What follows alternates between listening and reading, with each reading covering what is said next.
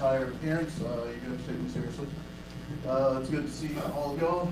Welcome to our first meeting of this year. And to change things up, as you can see, I'm running things more dignified. Now, all of you have seen the flyers, or acting in class, or whatever, so we don't need to grant an introduction about what we're doing today here. It's not a bait and switch. I swear the food's in the lobby. It'll be up here shortly. Please remember to sign in the back. Help yourself to the very healthy drinks back there. And what's up? I do have a quick question. I didn't check the flyer, so what is the time that it's going to be? I just want to make sure that I have enough time to. We are going to end 5 minutes for our next class. Okay. Thank you. And that time is? That'll be 25. Got it. Got it. And that was food, which I really hung up on. So, standing before you guys here, the only stranger that should be in the room is. I'm not a stranger. Says the guy with the white wig, right? This is Professor Joshua Blackman. He is a very, very distinguished authority in the fields in which he's going to be discussing with us, and I'm sure some other currently to us arcane stuff. He's written 2 works, I believe, published books. He's testified before the House Judiciary Committee regarding executive power, right? Mm-hmm. And today we have the good graces to have his presence here to speak to us about the topic that you probably all read a few times. I don't want to steal his thunder, so Professor, I'll let you go ahead and take it from there. Thank you so much, Brandon. Absolutely. Thank you all. My first time at UNT. I've never been here, so I'm very, very grateful. I was at Texas Tech yesterday. I teach at South Texas, so I'm making my rounds all over Texas. I think I have not been to St. Mary's, the last school in Texas I've not visited, so I think I have one left to go to. You are all in for a treat today. You get not only 1 constitutional right, you get 2 constitutional rights. And specifically, how 3D printing is protected by both the First and the Second Amendments. So let's start with some basics. How many of you have actually used a 3D printer? Anyone? Whoa, almost half of you. Wow, what'd you guys make? I made it like a little ring. A ring? That's cute. What'd you make? It was like a little house for a pocket. That's impressive. A house. Okay, what in the back? Okay. Phone case. Okay, what about you? I made miniatures, like little figurines for a game. You know, every time I give this talk, more and more people use 3D printers. That's actually very cool. When I first started, no one used them. So for those of you who've never used it, what is 3D printing? It's a way of designing an object on a screen, on your computer, and translating it to a real life object. You can make something like a car, or like this little house. That's what you made? Oh, yeah. It wasn't that complex, but it was like. Yeah, so you can make sophisticated things. And the way 3D printing operates is you have to translate the idea in your head to what's on a computer. And you can do that with very basic code. Now, I don't care if you've ever coded before. I will teach you in 2 minutes how to code a 3D printer. Very straightforward. Let's say I want to make a cylinder, right? Just a tube. If I tell you I want a cylinder with a height of 20 and a radius of 5, think back to your high school geometry, right? You know that, okay, it's a height of 20 inches and a radius of 5. You know what that cylinder looks like. That's it. If you can tell a 3D printer the dimensions of your object, the height, the width, the area, the volume, it can then translate simple text into a 3-dimensional object, right? It's fairly straightforward. You can make a wide range of activities and gadgets and gizmos. Little trinkets, perhaps a ring, perhaps a house, perhaps an iPhone case, right? You can make see-through plastic. This is what the printer looks like. It's making a little race car that's very snazzy. You can actually make models of human body parts. It's pretty sophisticated. Okay, so that's how you code a 3D printer. How does a 3D printer actually operate? It's very similar to making a candle. Has anyone made a candle before? No? Okay, how do you make a candle? Right? You take a wick and you dip into the wax and you pull it out, right? You dip it, the wax, you pull it out. And you keep dipping it. And every time you dip into the wax, the candle gets a little bit bigger and bigger and bigger, right? It's pretty straightforward. A 3D printer works in the exact same fashion. But instead of dipping a wick into the wax, you spray plastic, a very thin layer, maybe a few millimeters in thickness. And you spray one layer, and you spray another layer, and another layer. You keep spraying layer on top of layer on top of layer. So this is what it looks like. You have a motor, and this little motor spins around, goes back and forward, left and right. And it's a little nozzle. And it sprays just a little bit of plastic. And each layer of plastic is liquid, and it solidifies pretty quickly. And it gets bigger and bigger, it keeps going up. So here you're printing a ball, which is a fairly simple object. Okay? You heat the bed. That way the liquid plastic can solidify fairly quickly. And you make it one step at a time. Everyone get that? Okay. So let me show you a demonstration. Oh, get your food. I'll show you the demonstration afterwards. Get your food and come back in. I would never keep you between you and your lunch. Go for it. Just take 5 minutes and come back. It's fine. Go for it. What? Oh, good, cool.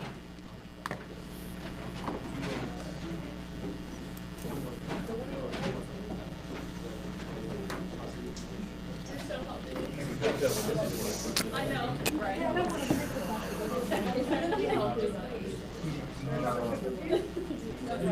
Make me a cookie.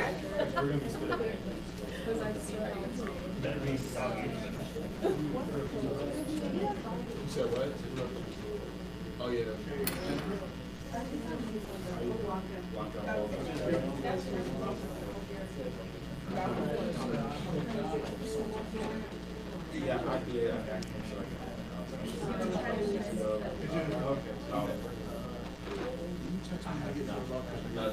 Oh, okay. But it was,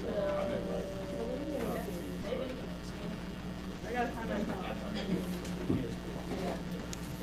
I gotta see if I know how to do it.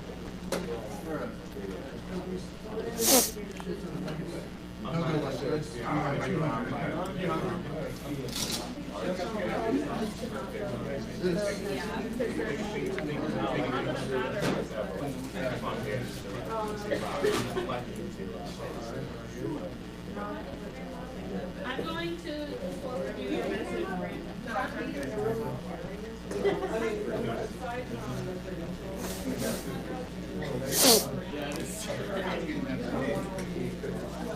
Well, we have cookies.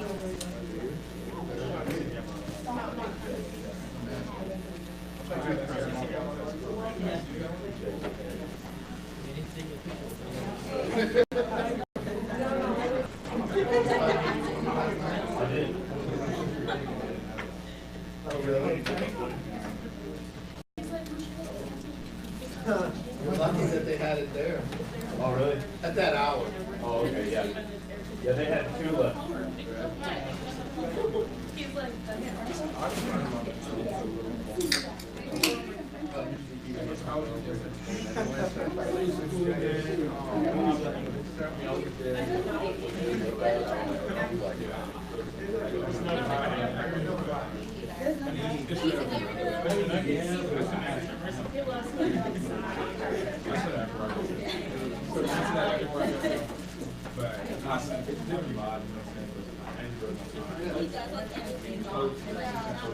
about to run downstairs and grab lunch. and he lets me talk about my.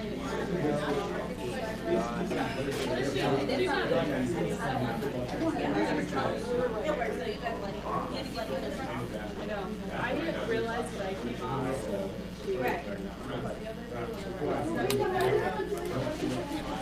And then I felt really bad. I do hear I think we got it.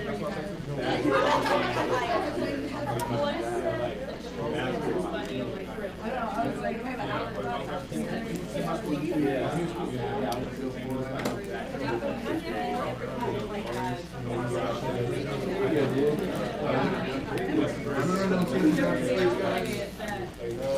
down there?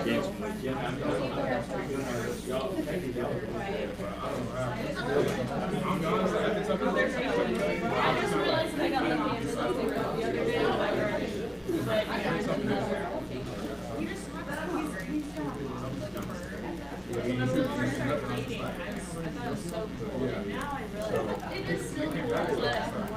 Okay.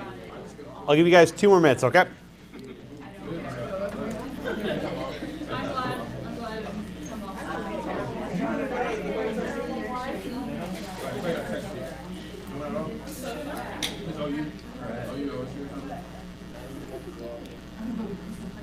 Okay. Almost done. 1 more minute. Me too.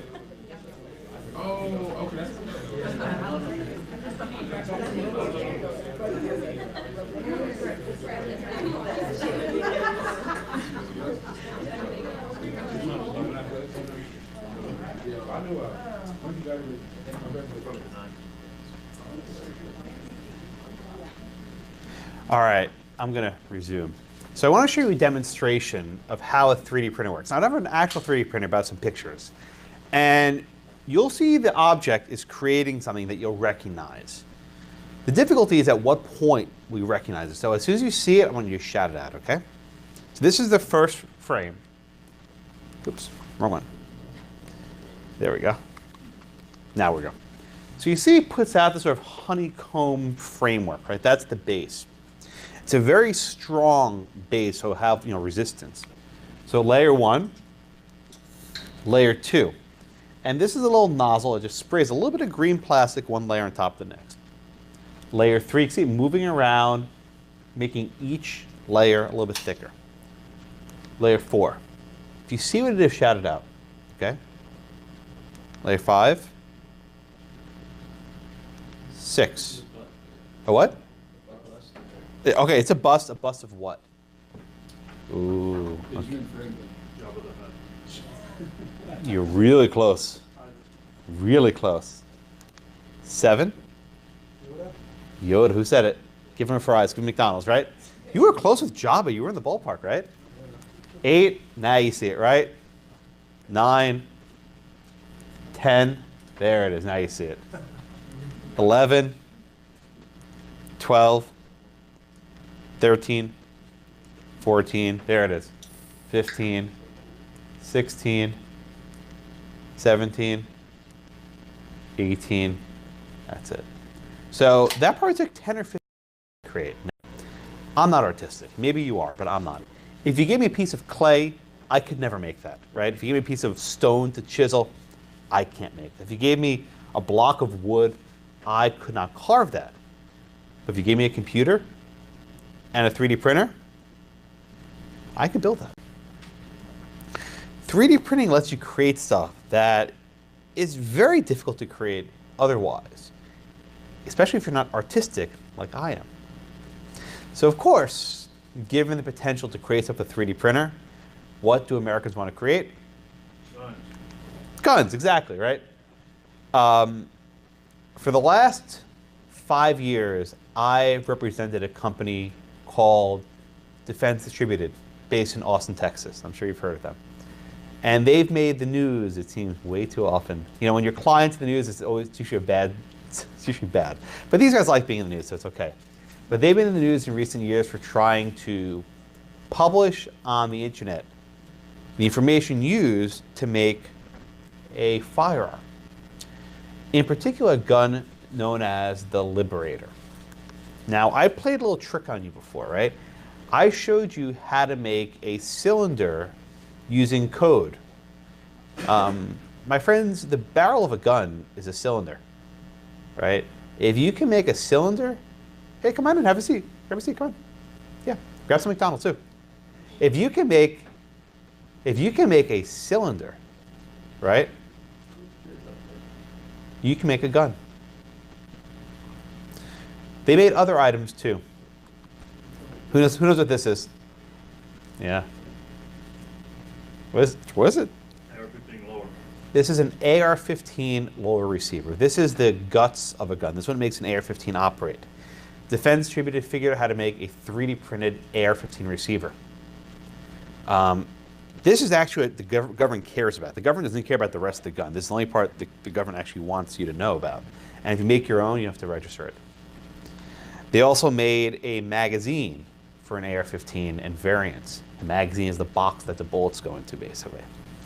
But what put Defense Distributed on the map was this. Josh, what the heck is this, right? Well, these little squigglies, right? This is a gun. This is a fully functional pistol where every piece but one is 3D printed. That's the handle. That's the receiver. This over here, this is the cylinder. This is the barrel of the gun. These little squigglies are basically the spring action to pull it back. The only metal on this gun are twofold. A nail. Okay, why do you need a nail?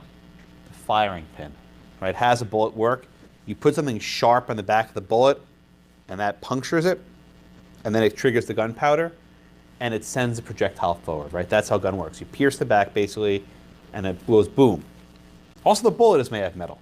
So the gun is not entirely plastic. There's a firing pin. There's bullets, of course. There also has to be some metal in the barrel. I'll talk about that later. But this is what the gun looks like when it's fully assembled. It's ugly. Doesn't really work well. It's not accurate at all, right? There's no rifling in the barrel. It's not very accurate. It's also not very safe. The reason why we usually make guns out of steel is because steel is a very unique property. When it heats up, steel expands.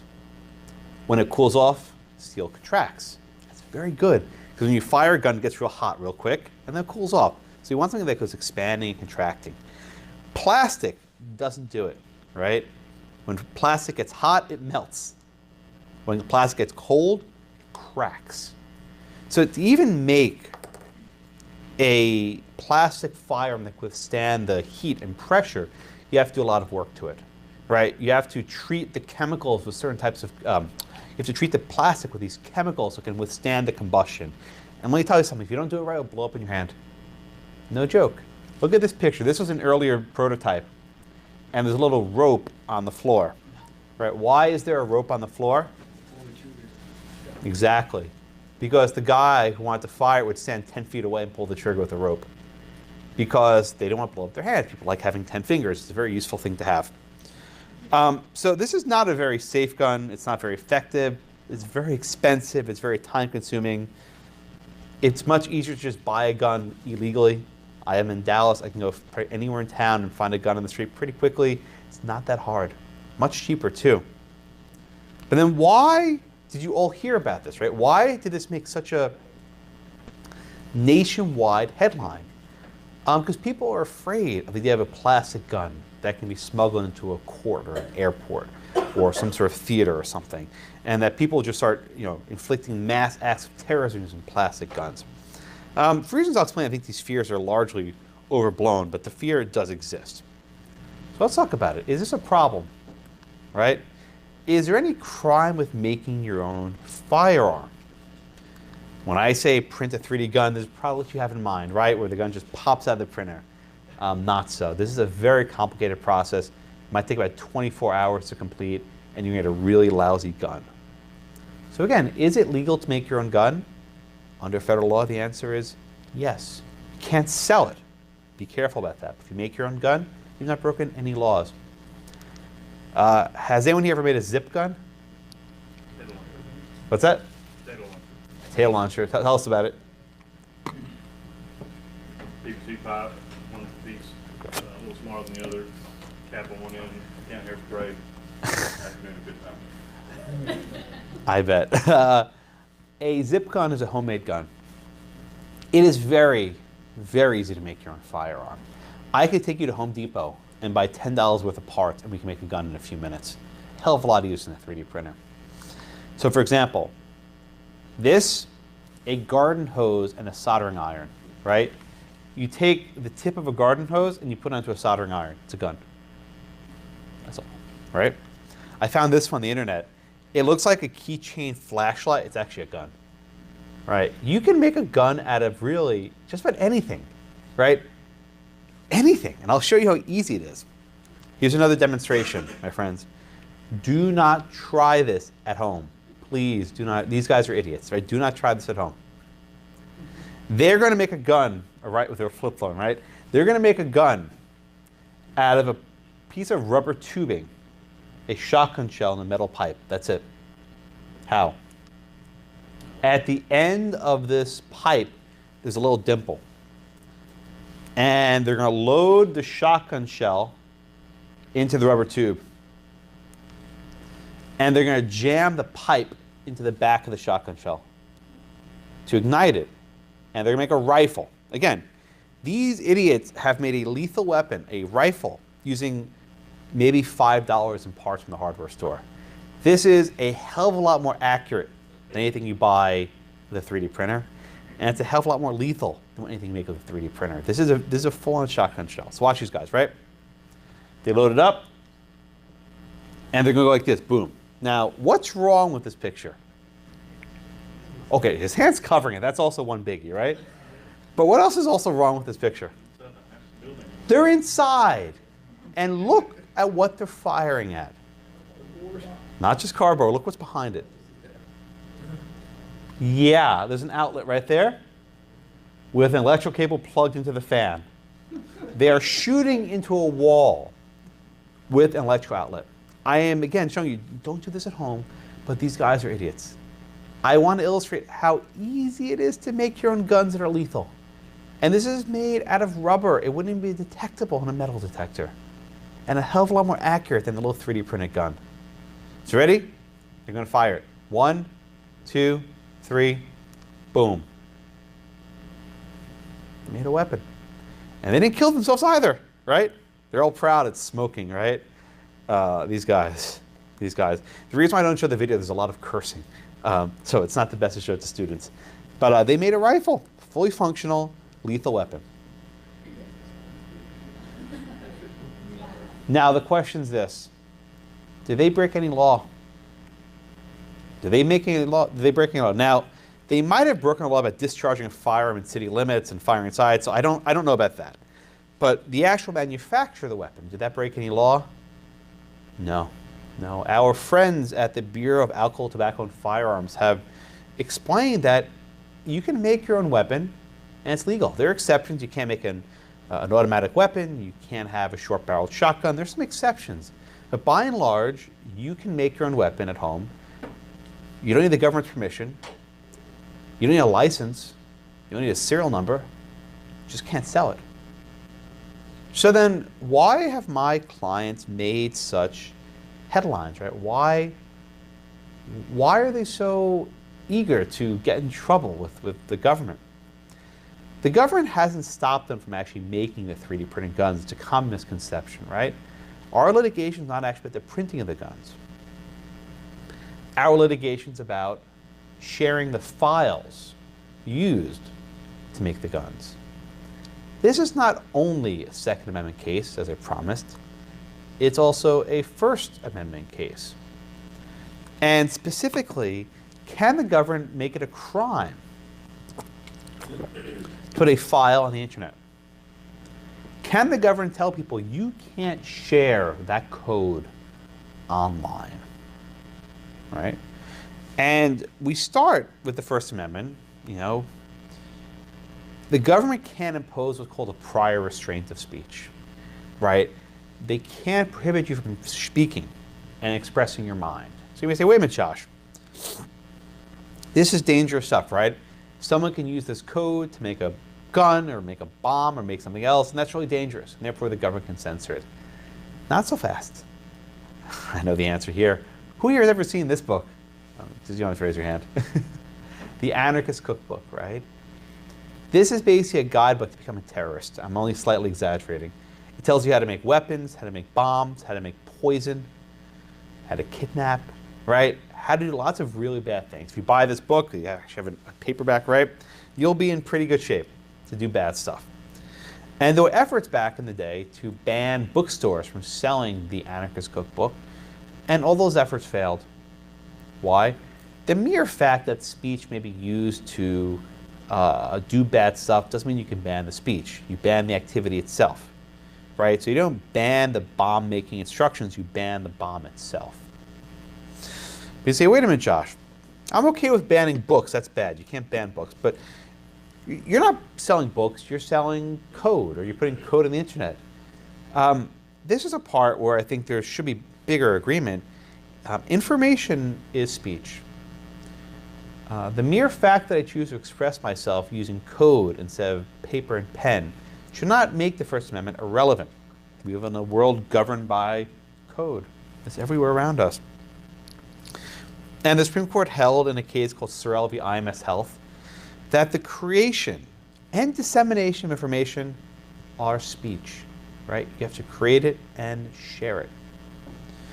And if we understand that violent video games are protected speech and newspapers and magazines, then the code we're talking about here, the height and width of a cylinder, ought to be protected as well. It expresses information. But I promise you two rights. So not only is this a First Amendment case, it's also a Second Amendment case, which is very important. The Second Amendment provides that a well-regulated militia, being necessary to the security of a free state, the right of the people to keep and bear arms shall not be infringed. In 2008, in a case called D.C. v. Heller, the Supreme Court held that the Second Amendment is an individual right to bear arms, not connected to any militia service. And in a follow-up case called McDonald v. Chicago, the court held that the city of Chicago's handgun ban was also unconstitutional. The court hasn't actually taken a Second Amendment case since McDonald 10 years ago, but they have one next year. It involves a carry law in New York. So I think the court may actually shed some more light on the right to bear arms outside the home. But I actually posit that the Second Amendment should be understood a little more broadly. And first, I think you have to have a right to acquire arms, right? What do I mean by that? Imagine the government passes a law and they say that, okay, if you have a gun, you can keep it, but it's a crime to buy any new guns, right? You can't acquire a new weapon. I think such a law would be unconstitutional. I think you have the right to acquire guns. They can regulate the manner in which you acquire it, but they have to have some right to actually get a gun. Okay? There's another right that I think is actually a little bit more easier to justify, which is a right to make arms, right? To manufacture your own guns. Long before there were gun stores and there was Cabela's and Walmarts and Dick's, people made their own weapons, right? The Minutemen who mustered in Massachusetts, that's a good alliteration, they manufactured their own arms, their own muskets, their own musket balls. There's a very long-standing and deeply rooted tradition in this country of making your own weapons.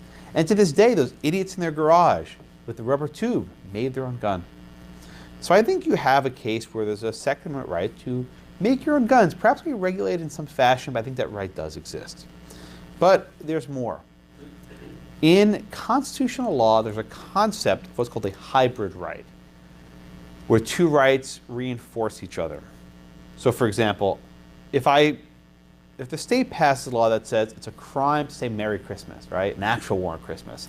It's a crime to say Merry Christmas. Is that a violation of free speech? Or is that a violation of free exercise of religion? Or both? I say both. And the two rights often reinforce each other. Or let's say the state passes a law that says it's a crime to publish a book of how to perform an abortion. Is that a violation of free speech, or is it a violation of the right of due process and the right to privacy, as it's called? Both. So here what do we have? The law makes it a crime to share information on how to make a gun. I think it's a violation of the First and the Second Amendment, and it reinforced in that important regard. Okay.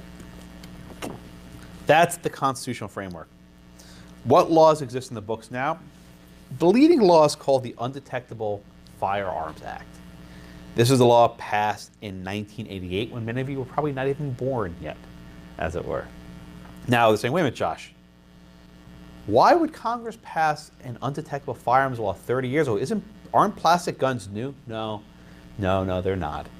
The fear of undetectable guns is quite old.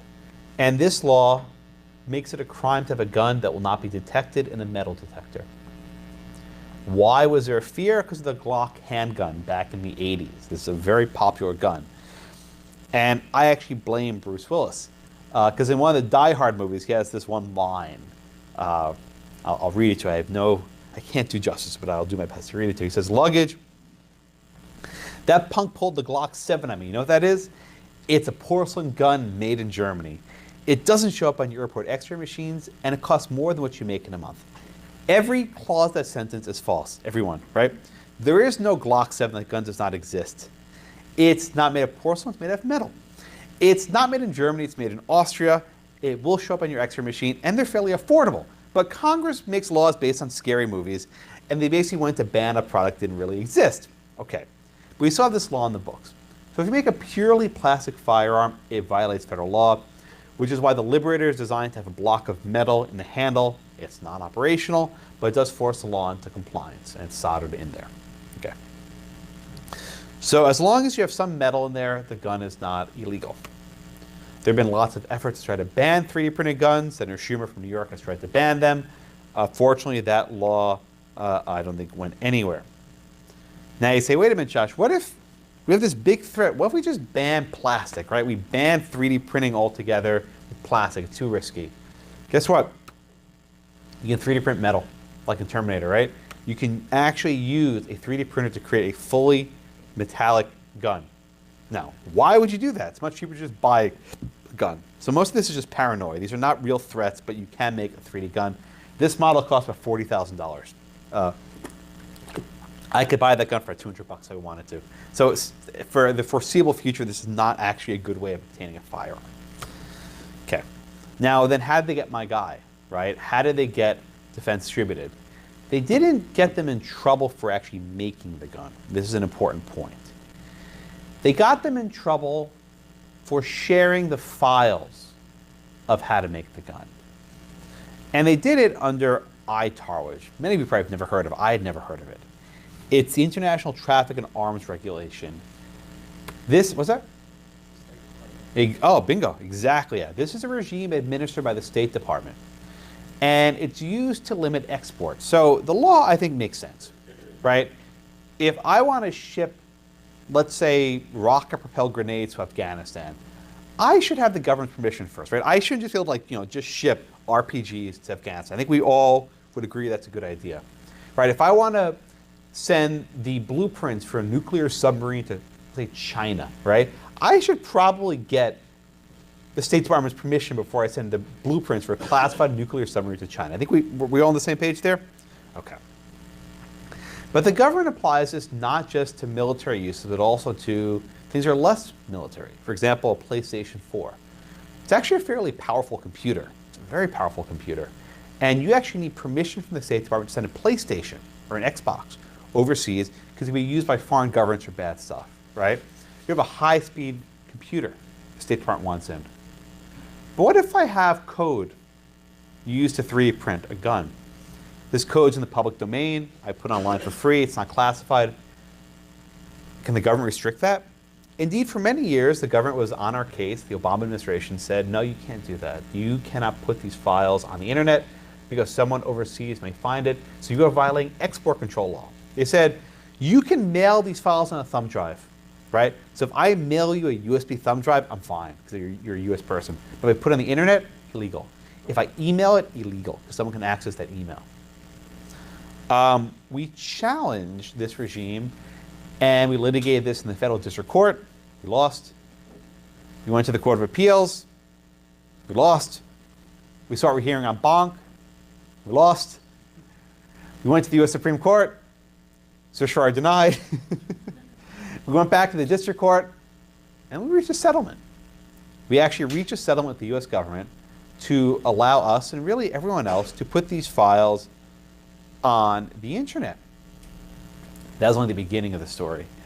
After we reached a settlement, we were sued by various gun control groups and they sought to block our settlement. I had to argue with the first temporary restraining order and I actually won that one, finally won something. And the judge allowed our settlement to go into effect. Then we were sued by the Pennsylvania Attorney General who said it violated Pennsylvania law to put these files online. So, all right, judge, tell you what, just deny the TRO, we'll block Pennsylvania IP addresses. Okay, so I got a little victory there. Then we got sued by New Jersey Attorney General who said it violates New Jersey law to put files to the internet. So judge will block New Jersey IP addresses. Okay, got a little victory there.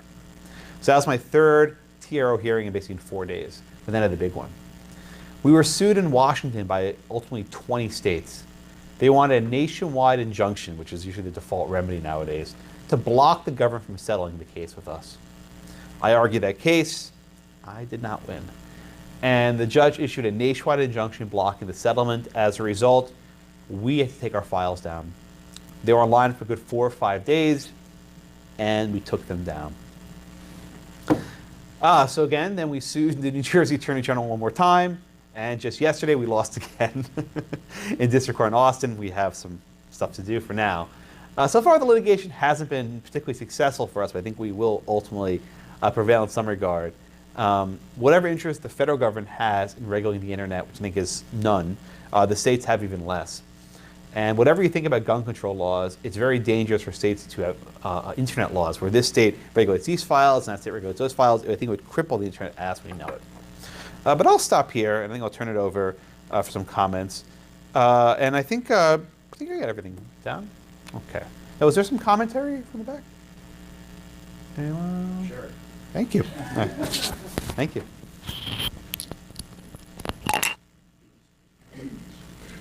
Thank you so much. Yeah, that's right. Do you know Rishi? Yeah. Yeah, that's what I figured.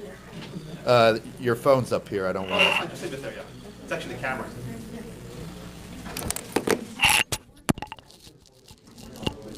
Do we have a mic? It's right there. It's connected to my phone.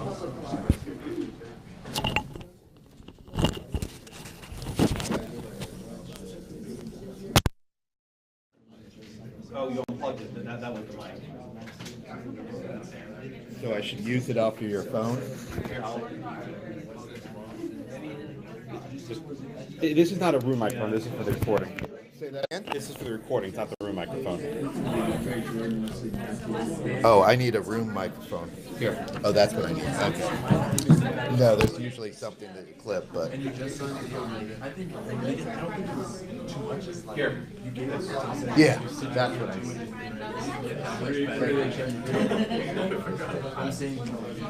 Not I'll shout.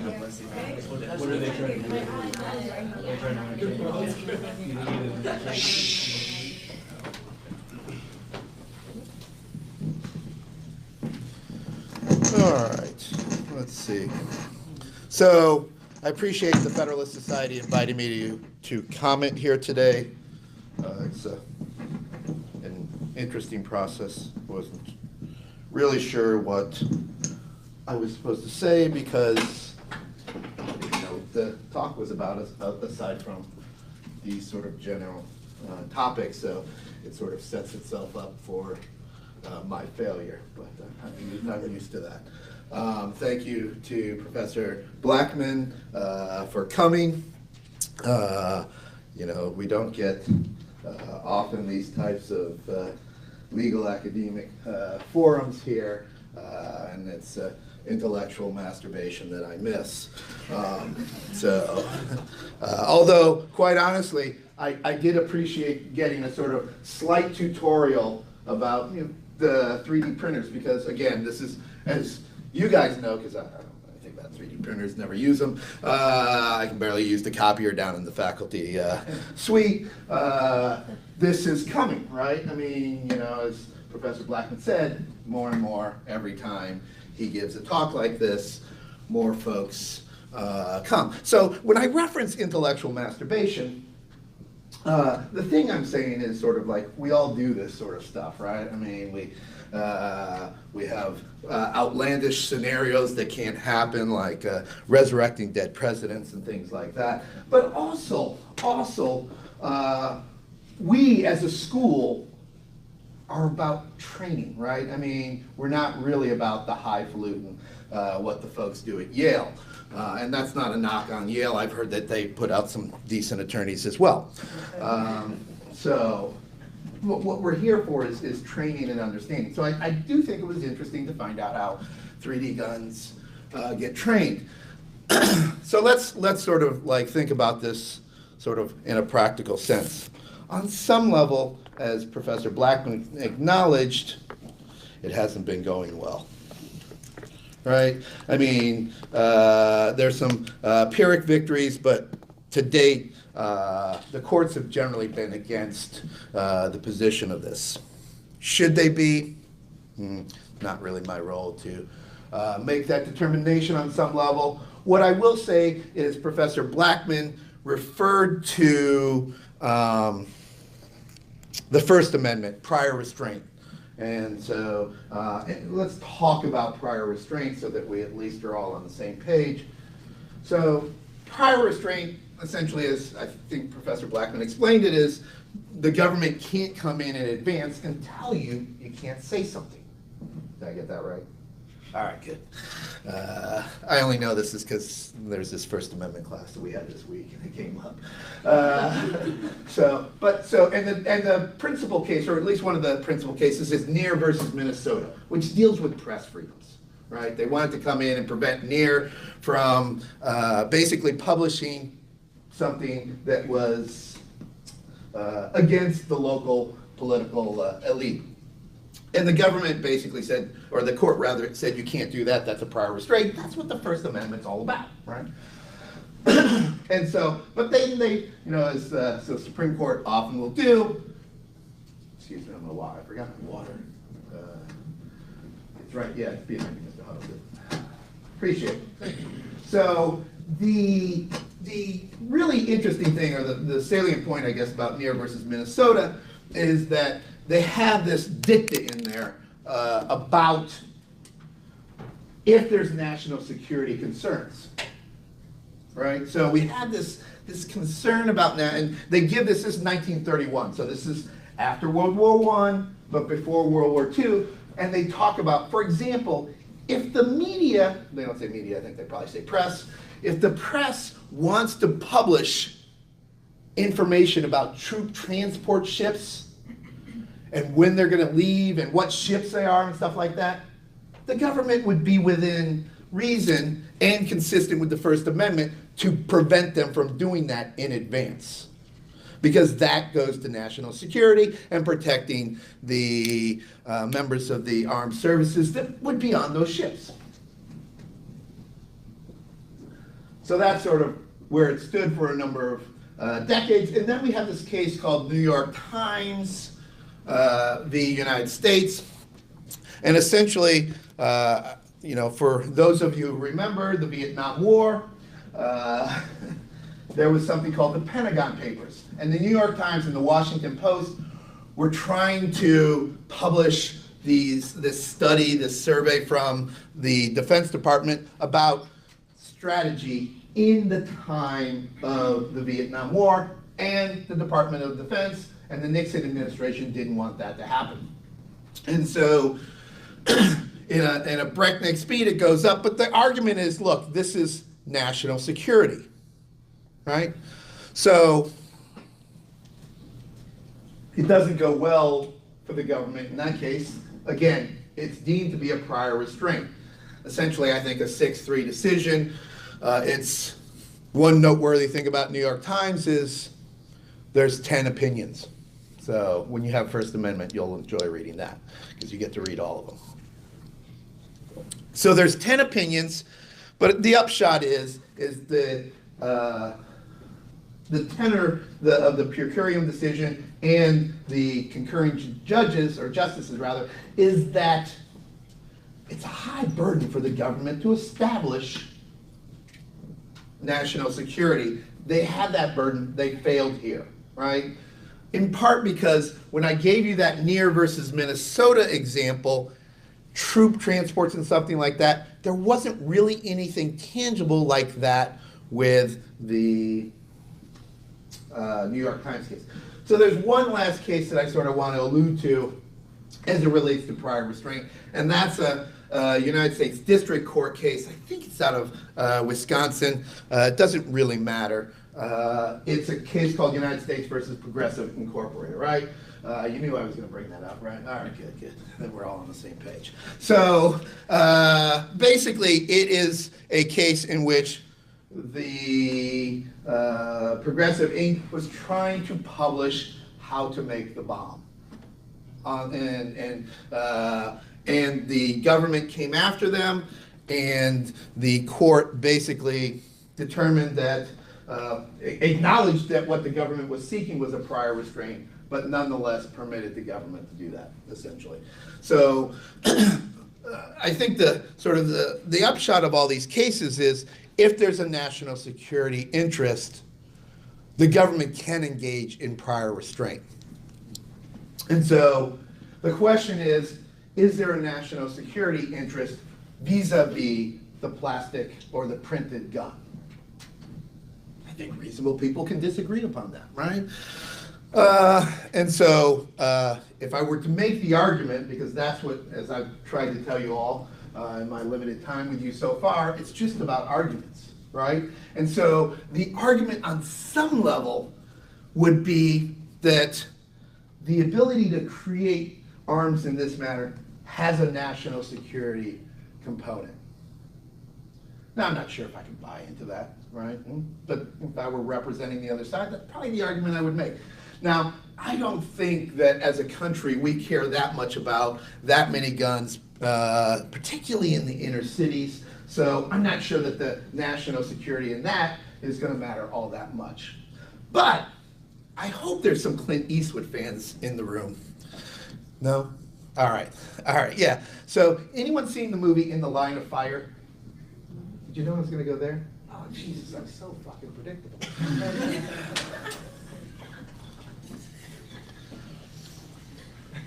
Anyways, In the Line of Fire is a Clint Eastwood movie where he plays a Secret Service agent set in sometime in the 90s.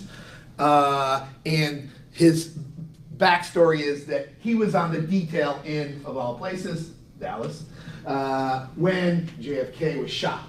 So he's one of the Secret Service agents that's running along the car, on the side of the car, as JFK gets assassinated that day.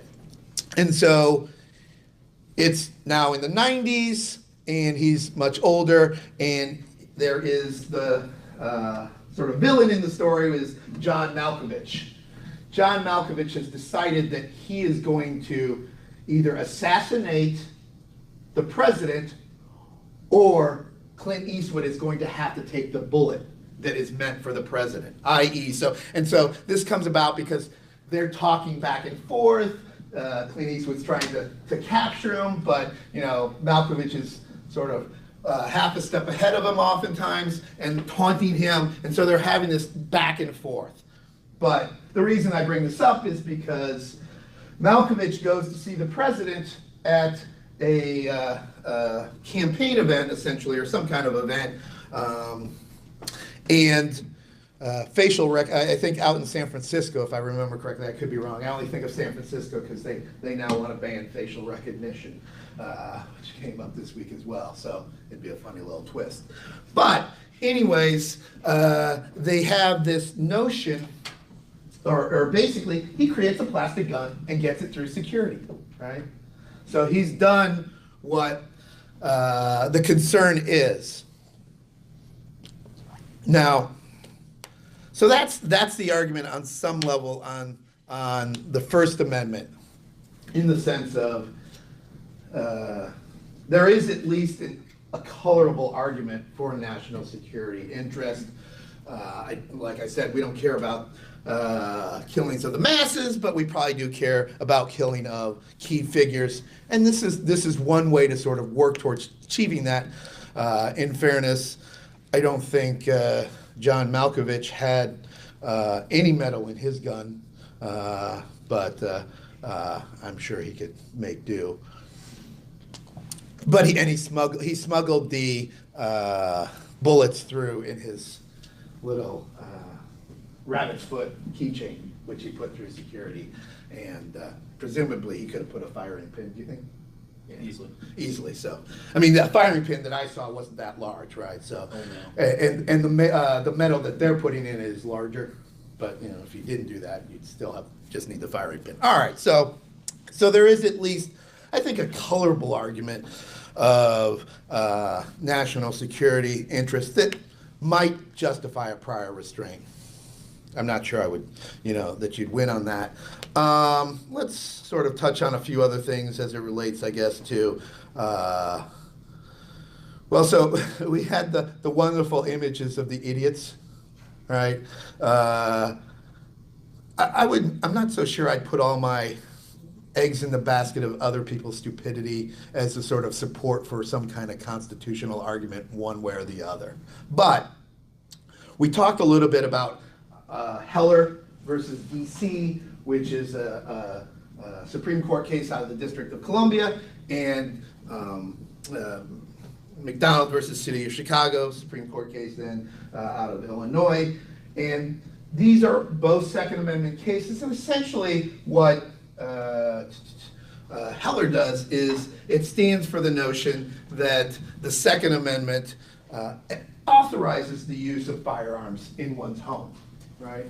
And, you guys are just starting on your legal career, so you haven't had con law yet, and so you don't, you haven't had that. You haven't had,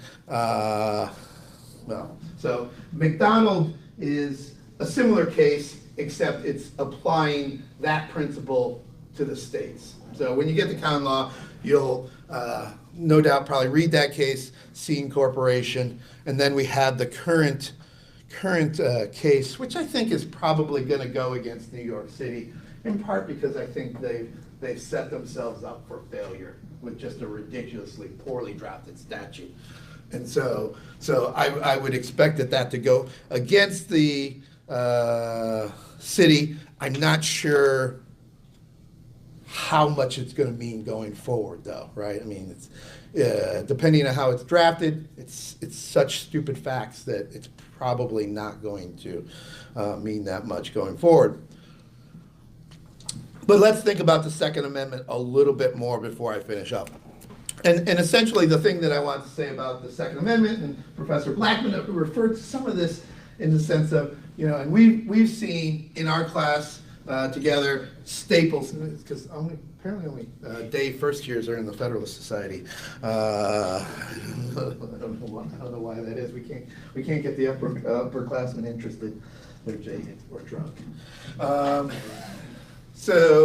But in Staples, we read about the National Firearms Registration Act, right? And so that's the act that when he references the automatic weapon, that's Staples, right? The question of whether or not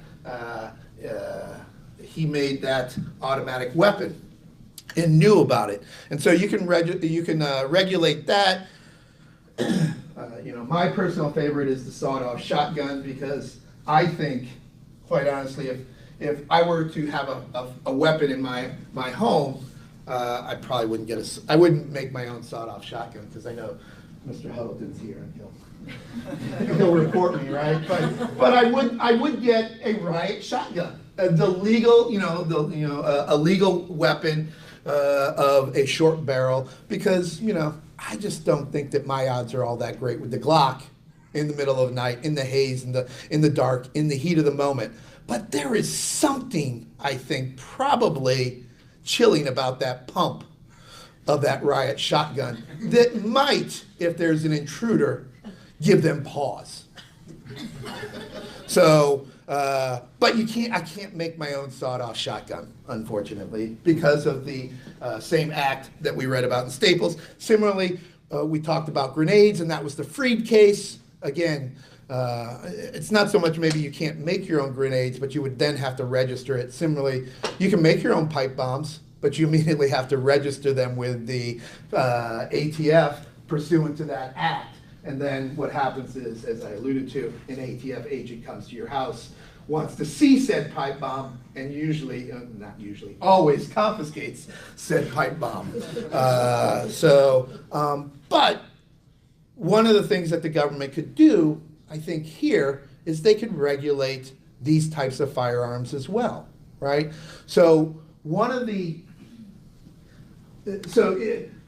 all watched enough Law and Order and other criminal docudramas about, they had a weapon, but it's untraceable because they filed off the serial number, right? I mean, that's part of the concern with the plastic guns, is there's no way of tracing or monitoring them. And again, as Professor Blackman talks about, the plastic guns are pretty crappy, right? I mean, they're not really that reliable unless you're John Malkovich and you just want to take out the president or Clint Eastwood and get one shot off, right? But you could create the metal guns. And I think the rational criminal actor right now is probably going to buy a gun on the street, won't get it for $200 like you were talking about, but would be willing to spend $1,000 as opposed to the $40,000 that you're representing that the copying costs would entail. But as we see with all kinds of technology, those costs are coming down, right? I mean, how long have you been doing this, Professor Blackman? 4 or 5 years. Has the cost gone down in 4 or 5 years? Actually not. Actually not? The technology's been pretty static. Plastics aren't good and metals are expensive, so it's surprisingly been pretty static. But All right. I think your point's well made. I think eventually, I mean, you know, hopefully our children can make their We'll own go with guns. cheap plastic guns. Well, no, because we don't really care about the cheap plastic guns. We want them to be able to make, you know, metal guns at a reasonable cost, so they won't have to buy them at Walmart. But the point is,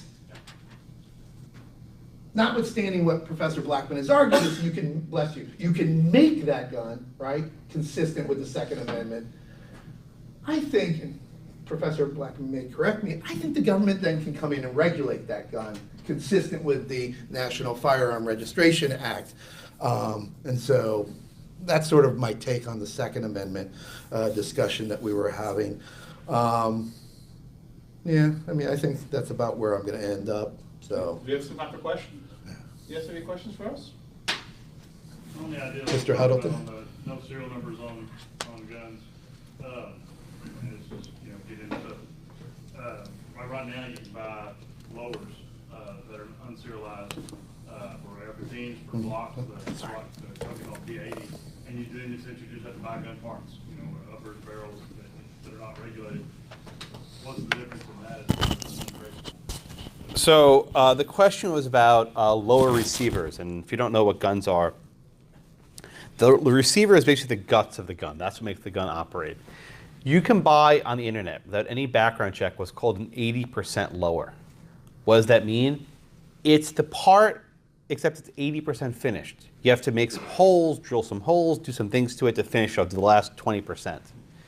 If you do that on your own, that last 20%, you have a fully legal weapon, no serial number, not traced, no registration. Defense Distributed, the company I represent, they make a device called the Ghost Gunner. What's the Ghost Gunner? It drills the holes for you.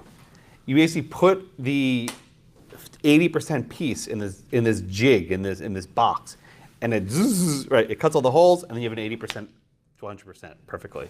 So really, is that legal? Perfectly legal.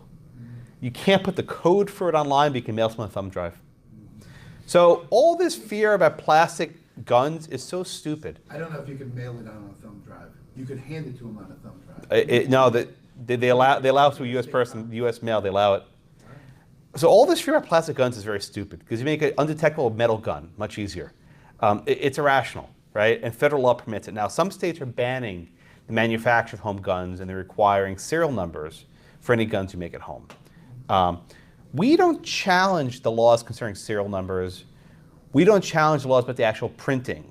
Our case only concerns the information to get the gun. So we've actually not challenged any of the manufacturing laws. We haven't challenged possession, felon in possession laws. We've not challenged any of that. It's all about the information. I think felons in possession should be able to possess. I don't, violent felons or non-violent felons? Both. Why can't... One of my favorite articles is called "Why Can't Martha Stewart Own a Gun?" White collar criminals, I don't think should be dispossessed of owning a firearm. They're not violent at all, at a minimum. Okay, next question. Other questions? Do you have to go to class now? I got one. Yeah. What if, I know some people with the code and 3D printers. Yep. What can they do with it right now? Can they make it? They can do whatever they want with it, except in California and New Jersey. But in most free states, they can do whatever they want with it. But you can't, they couldn't send it to somebody? Depends. If they hand someone a thumb drive, it's okay. If they send electronically, they're probably breaking the law. But let me tell you, the files we put online, they're available anywhere. Just Google code is free speech, you'll find them everywhere. All the files we posted, so you can't take them down. Is it required to be registered though, if you do make a plastic gun, or even? California enacted a law that I think requires you to obtain a serial number for any gun you manufacture. New Jersey recently passed a law that makes it a crime to publish unless you're a licensed gun manufacturer, which is basically impossible to become. So, but in most states, you don't need any number. You can make your own weapon as you see fit, whether out of a rubber tube or a 3D printer. Yes, ma'am. So what is the ultimate goal? If the guns aren't very reliable, what's the end game? So it's a good question. It's a fair question, right? For a defense distributor, the company I represent, they believe very passionately in free speech. And they don't like the government telling them what sort of information they can exchange. And for them, it's about the global exchange of information more than the actual creation of the gun. Most of the people who actually download these files never print it. It's very hard to print and very even tougher to assemble. For most people, it's they want to have the information to share it, and that's why they do it. I mean, I think that's a stupid goal. I don't know, maybe it is, maybe it's not, I don't know. But they believe firmly in the free flow of information. Yes, sir, in the back. You mentioned states that have tried to crack down on regulating this one. Are there any states that you know of that are moving in the opposite direction and trying to protect people's ability to disseminate this information and manufacture? Oh, that's a good question. I don't think any states sought to protect it. A lot of states are afraid of it. And I'll tell you, even people who are fairly pro-Second Amendment are afraid of plastic guns. I still don't know why the irrational fear is there, but even fairly staunch Second Amendment, like the NRA doesn't like us. They think we're bad for business because we compete with, gun manufacturers, right? So our cause is not popular by anyone. The gun people don't like us. I'll tell you, on the day that I had to argue a TRO motion in federal court in Washington, President Trump subtweeted me. He tweeted, I swear, before argument, "Who's trying to sell these plastic guns? I need to go talk to the NRA." And then during my oral argument, the judge quoted the president's tweet and said, "Why don't you do what the president said?" Practice ready, right? There's no practice ready class that happens when the president tweets at you for an argument. That doesn't. There's no.